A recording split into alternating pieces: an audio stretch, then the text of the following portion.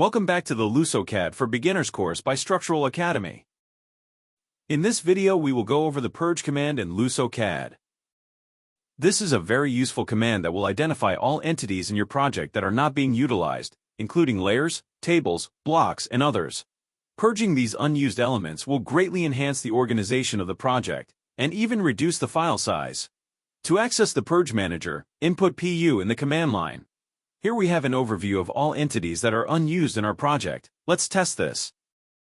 Here we can expand each type of element, and we can see that a layer named Layer 01 was detected as being unused. Let's see what happens when we add something to this layer.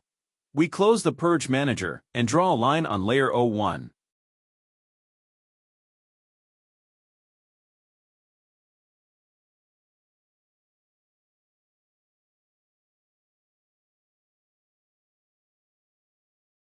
Let's see if the layer is still present in the Purge menu. As expected, we can see that Layer 01 is not present anymore, since it's now being used for the line we just drew. Let's now complete the Purge process. We can choose each element if we don't want all of them to be purged, or we can just choose Purge All.